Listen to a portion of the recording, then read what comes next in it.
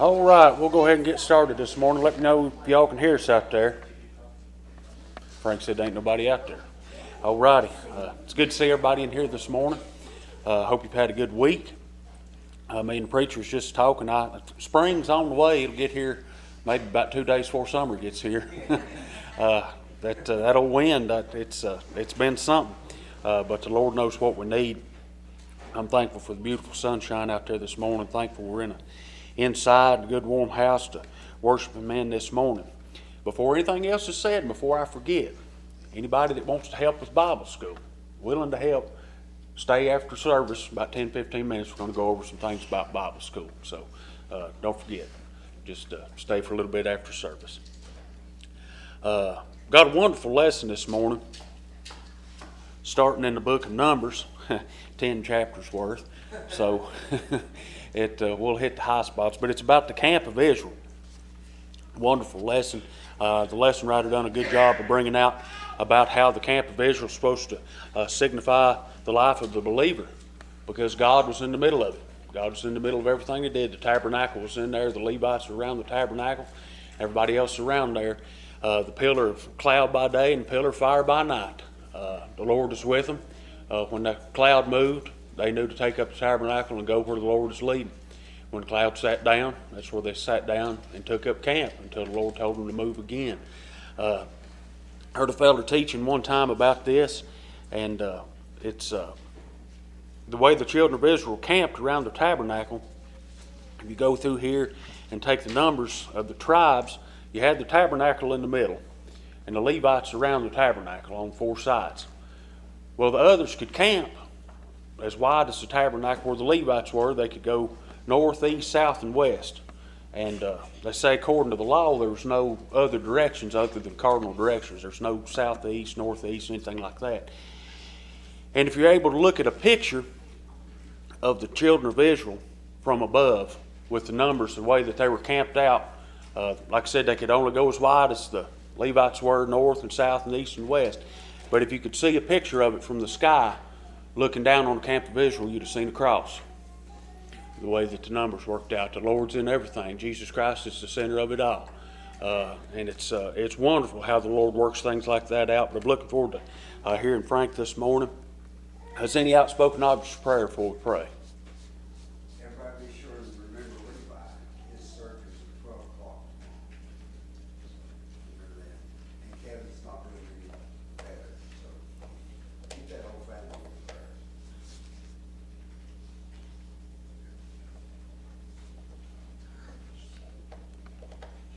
Keep my dad in your prayers. They're going over my grandson's estate yesterday and today. They're kind of hard.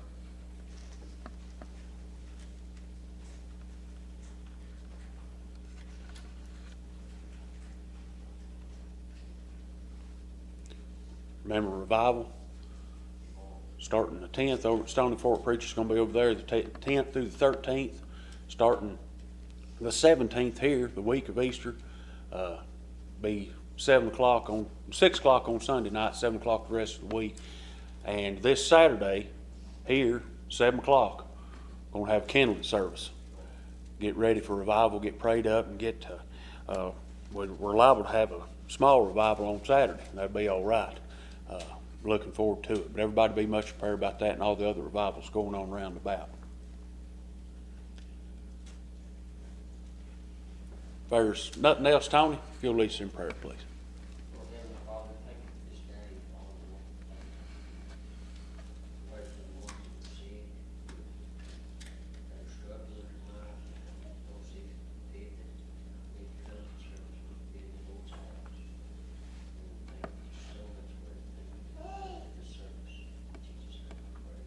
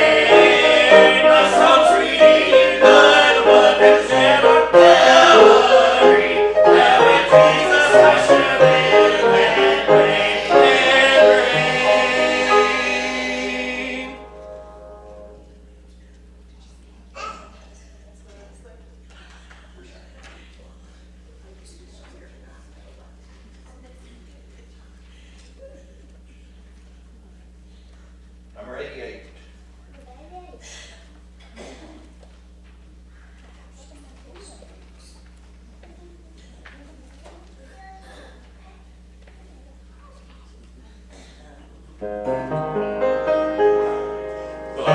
has been so good to me, so good to me. He made my blind eyes to see. He called my name, heard my plea. Oh, yes, he's been so good to me, so good to me. I am standing on his promises, oh Lord, I break my heart. I know there's no power in the money.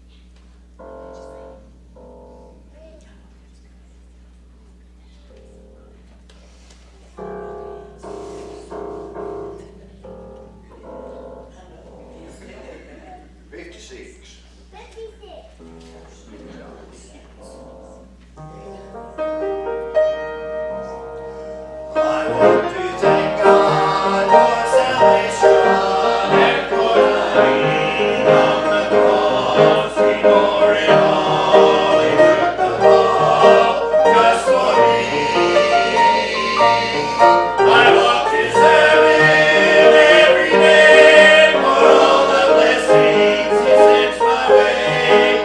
I'm so thankful that He did it all for me. I'm thankful for the gift that He gave to me. I'm thankful for the gift that set me free.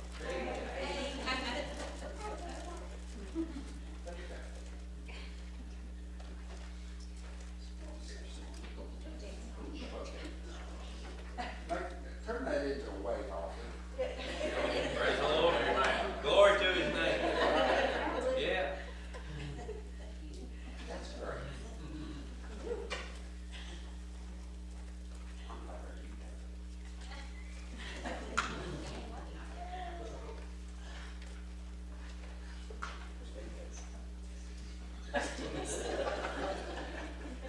just got rubber legs. Are you gonna make me? Come on. Well, we can't turn the lights on now. Good morning. Yes, it is. It is a good morning.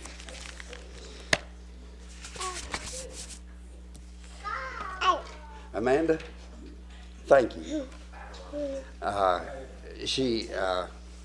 We've been without a piano player here for too long, and every time she shows up, I just get tingles. I've asked her several times to come to my house and just play the piano on Sundays so I can sleep, and she hasn't done it yet. So, but thanks for being here, and glad to see Caleb here. He's my buddy. Yes, hi. He comes to see us at work every now and then, and when he can't, let's move that out of the way. There, sorry.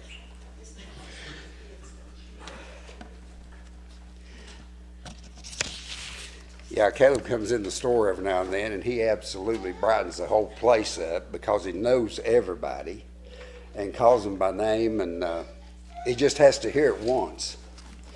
And it's just a pleasure to have them. It's a pleasure to have everybody here in the church today. This is what, it falls right in with today's lesson, first chapter of Numbers, if anybody's interested. The way that a church is supposed to come together. And I don't want to rattle on. Preston, if you will, lead us in prayer before we get started. Our Heavenly Father, Lord, thank you for you, Lord, today, bless, live, see, and go, Lord. Thank you for the Spirit that was built here in the house this morning.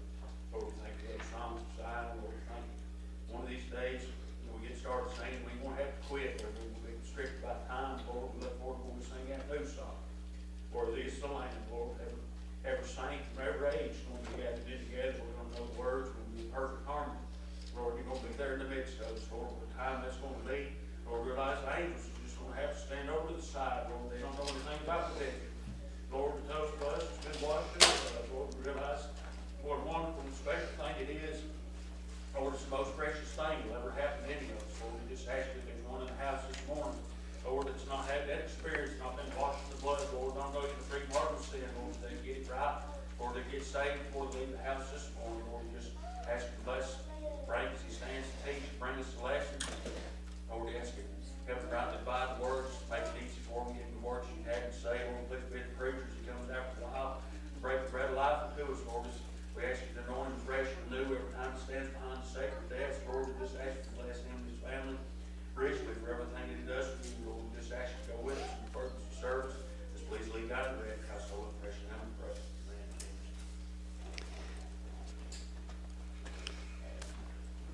Amen. Book of Numbers. I've always had trouble with numbers. Wait a minute, let the pretty ones of the church go.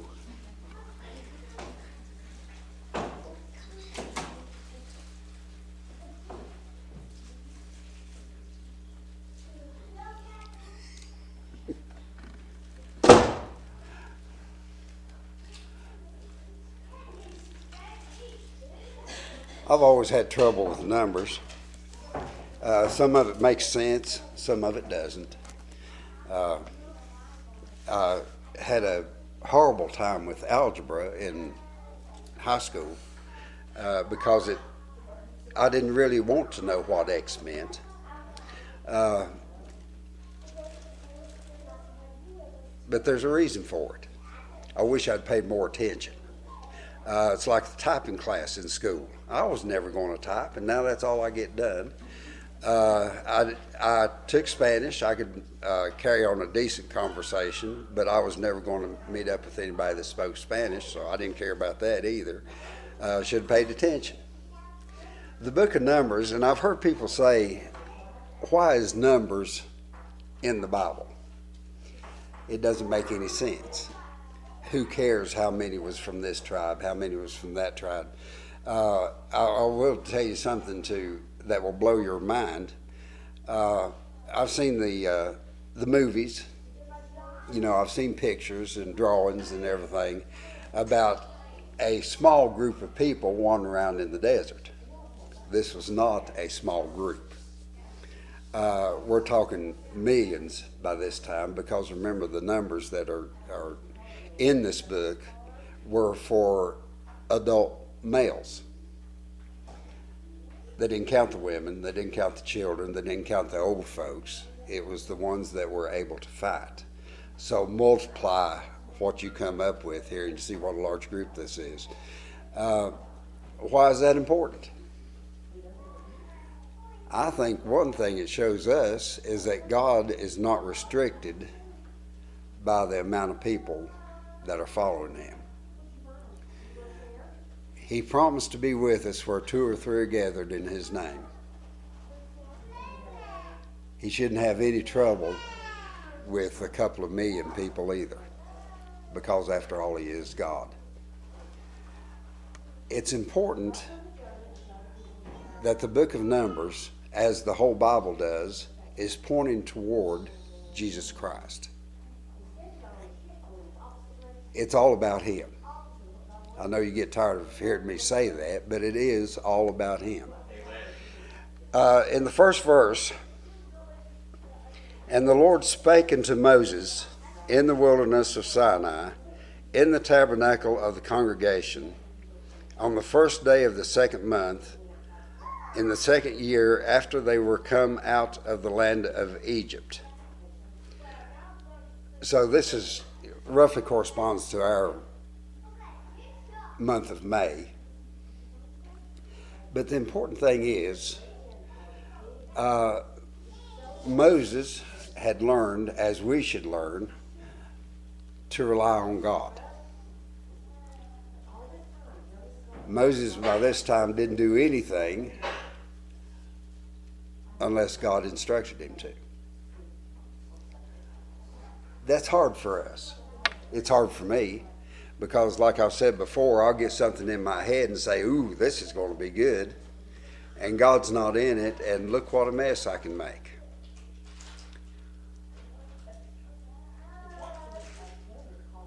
One of the things that's the hardest for me anyhow is to have the patience to wait on God.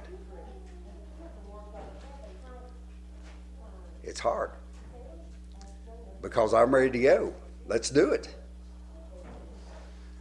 One of the wisest people, and I use plural there, that I know are the people that don't always give you an answer right off the top of their head.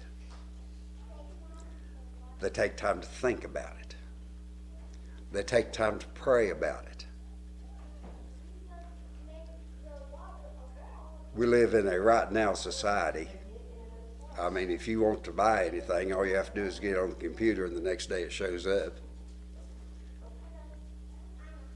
Sometimes God says, hang on a minute. Sometimes God says, wait. And it's all to help us. It's for our good. Just like this lesson is going to be today, it's for our good. Because he didn't go back to heaven and say, I'm going home now, you all just do the best you can. He left us with the set of instructions, a spirit that dwells within each one of us to help. It's not to hold us back. It's not to make us miserable. It's not to prove that we can't do anything without him. It's to help us. You look back over your life at some of the hardest times you've been through. They weren't that hard, because he was with us. He helped. He comforted. He held us in his hand. So it's always good for us to wait and see what God wants us to do. Now, God's talking to Moses here, and he says, "Take ye the sum of all the congregation of the children of Israel after their families, by the house of their fathers, with the number of their names, every male by their polls, from 20 years old and upward, all that are able to go forth to war in Israel. Thou and Aaron shall number them by their armies." Let's keep going a little bit further. "And with you there shall be a man of every tribe, every one head of the house of his fathers. And these are the names of the men that shall stand with you." And then he goes on to list the names. I'm no good with names because I'll slaughter and mess up and everything. When I get to the house, Kathy will say, "What did you call that guy?" Let me tell you how to say it. But our God is a God of order. Everything needs to be done in order. For instance, our business meetings, it's done in order. We do this, we do that, we do this, we do that, and on down the line. God likes order. You find out as we go along here, these, I've seen churches or so-called churches that just don't have anything of any order about them. Now, I'll be the first to admit the best services that I've ever been in is when things go out of order. People get to testify. People want to sing. People want to pray. And you say, "Wait a minute, what's going on?" Maybe, just maybe, it's because God is taking control. Maybe we are allowing God to tell us what to do. But it will be right if God is in front. We wander around. I've told the story about how we used to trap muskrats in the winter. And I was a little feller. My job was to carry the rats. And I was good at it sometimes, unless I got too many in my hands and they'd slip out. It didn't take me long to remember or to realize that I would have a better time in a deep snow if I let Dad go first. All I had to do is follow. Anybody in here ever tried to herd cats? You can't do it.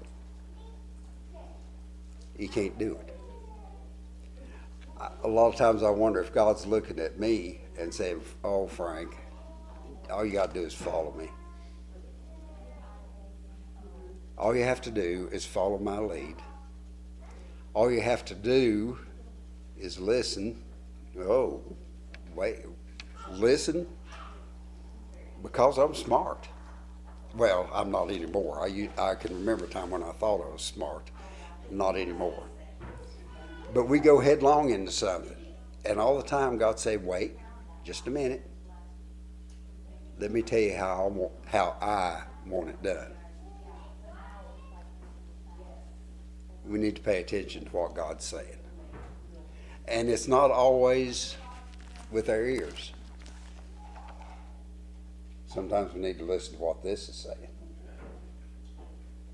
When Jay started basic training, got to send him a message or two, and he'd ask me stuff about, he wanted to read his Bible.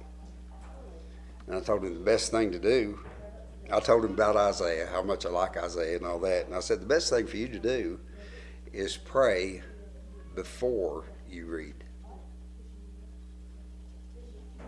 Pray that if there's something in there that you need to see, God will show you where it's at. How many times have all of us been in some kind of trouble? Something's going on. Something's our world is just falling apart, we think. How many times have you just opened the Bible and there's that verse? there's that story.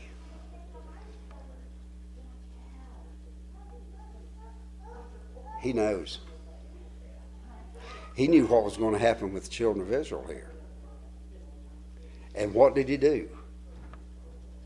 Now this tabernacle, I've seen pictures, we've all seen pictures, we've seen drawings, and we've seen, I don't think that comes close. But the tabernacle, where God dwelt, was dead center of this thing. It was set in the middle. It was set where everyone could see it.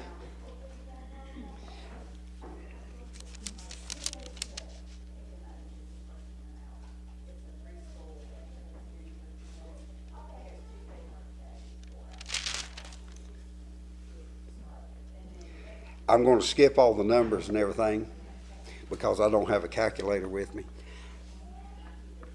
Let's move on a little bit.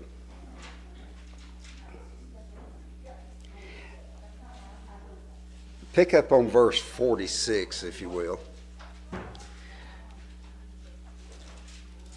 Even all they that were numbered were 600,000 and 3,550.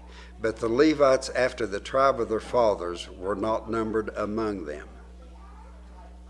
For the Lord had spoken to Moses, saying, Only thou shalt not number the tribe of Levi, neither take the sum of them among the children of Israel. But thou shalt appoint the Levites over the tabernacle of testimony, and over all the vessels thereof, and over all things that belong to it. They shall bear the tabernacle and all the vessels thereof, and they shall minister unto it, and shall encamp round about the tabernacle. God in his dwelling place is at the center. The Levites surround the tabernacle.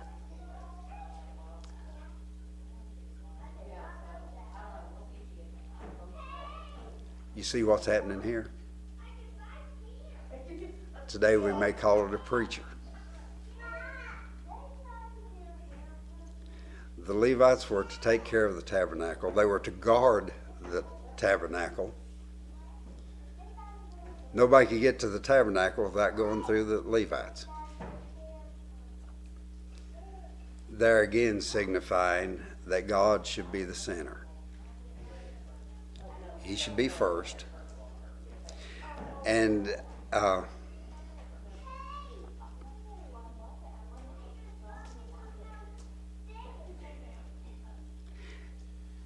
verse 51, And when the tabernacle setteth forward, the Levites shall take it down, and when the tabernacle is to be pitched, the Levites shall set it up, and the stranger that cometh nigh shall be put to death.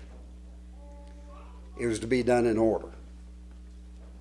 Now, picture in your mind this magnificent temple, Levites around it, and then the camps. Preston talked about that a minute ago. There was north, south, east, and west, and he told them where they should be. It was done in order. And they were to separate themselves from other tribes. This began to seem a little more like church. When church is over, I'm not going home with Tony and Lisa. I'm going home with my wife. See, all these tribes, all the church members were different. They were. You can tell that by he talks about they're supposed to stay with their standard, their banner, their flag. All of us in here, we gather around the United States flag. We don't gather around a Canadian flag or an Italian flag or anything else. We go home. He told them to stay with their tribe. And some, if you get to reading it, I think it's in Genesis somewhere where it lists the banners. Reuben was a mandrake, Levi was an ephod, and on down, who was it? Benjamin had a wolf on their banner. That's where they went. But it was laid out in a way that when they left their tent, what was in front of them? God. God was. What would happen, and I'm not talking about the United States, I'm not talking about North Carolina, I'm not talking about Watauga County, I'm talking about our own home. If the first thing we looked at when we got up in the morning was God. Remember, Preston mentioned this a minute ago. Remember, while God was in the temple, there was a cloud by day and a fire. The Bible says like a fire, so I don't know what that is. Like a fire at night. Somebody couldn't sleep. They got up. What's the first thing they saw when they looked out? They saw a fire at the temple. What a comfort that must have been. When I got up this morning, I said, uh-oh, the wind's blowing again. It's kind of warm. It's cool. But the wind is blowing. I was wrong in that. I should have gotten up this morning and said, good morning, Lord. Help me to have a good day. But I didn't. I played the human. I got up and said, oh no, the wind's blowing again. You see, the children that were encamped around the temple could see the fire. They could see the cloud. Anytime they wanted to know where they were at, all they had to do was find that pillar of cloud or that pillar of fire, and they knew where they were at. How many times have we looked? See, God is everywhere. How many times do we look at something and say, and not really look for God in it? I've got those hateful little flowers coming up in my patio right now between the bricks. You know, the long stem and the little white thing on it. I don't like them. They're in my way. But have I stopped to look at that and seen what kind of an artist God is? You see, God's all around if we will open our spiritual eyes and see Him. I don't particularly care for crows. But if you get one down and examine it, there's some mighty fine colors in a crow. It's not just black. Get it in the sunlight and that purple comes out and it's iridescent. It looks like it's glowing in the dark. See, God made it that way. Our lives should be centered on Him. And I know I've got bills to pay. I need a new vehicle. I need to paint. But how many times would we be, how much better off would we be? I'll get my words out of it. See, I can't talk either. How much better off would old Frank be if I just took a minute and said, you know, God's got me a pretty good car. At least God gave me the health to work so I can pay my bills. See, it all comes back to him. I told a story in here one time. I was out working. I was laying to it, and it started to rain. I got fuzzed up. Shucks, I wanted to work some more. No, I'm not that way anymore. I'll say it might rain. I'm going to the house.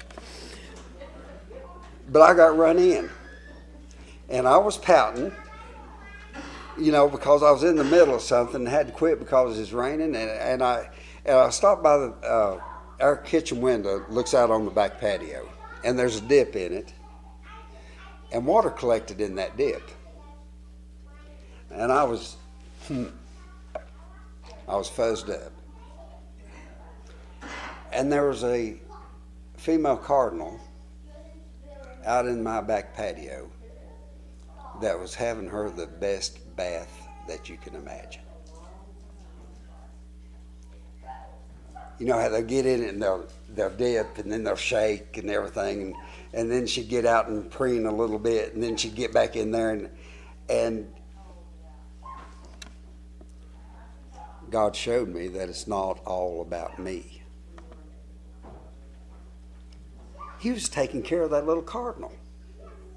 Did I have more work to do? Of course I did. But he showed me that it's not all about me. He takes care of everybody. Whether we realize it, whether we want it or not, he's taking care of us right now. Look at this building. I'm pretty sure nobody in here is cold right now because I'm about to break a sweat.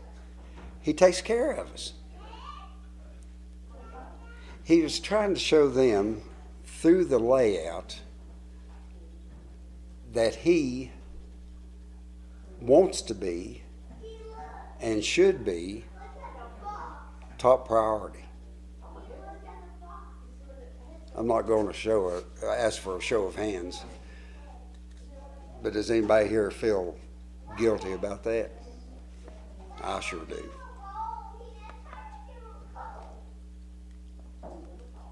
Me and Satan try to make it all about me. Yep, it's not. It's not. I was thinking about my brother-in-law, Kevin. We take it for granted that we can get here and sit comfortably and listen to some halfway good teaching, some great preaching, and then go home. My brother-in-law and sister would give everything they own if they could get back to church. You see, it's all about him.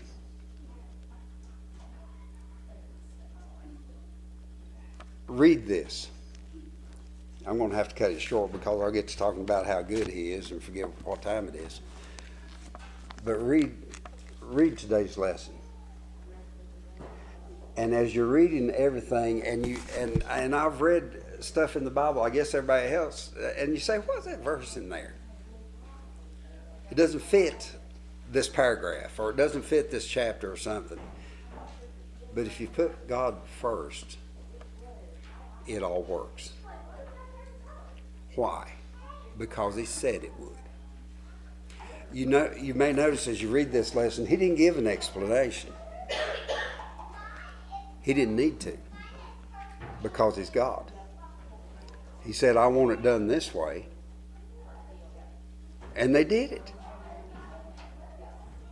There's a verse in there that said, and the children of Israel did according to God's word. How'd you like to have that engraved on your tombstone? Wow. It's all about him. That's all I've got.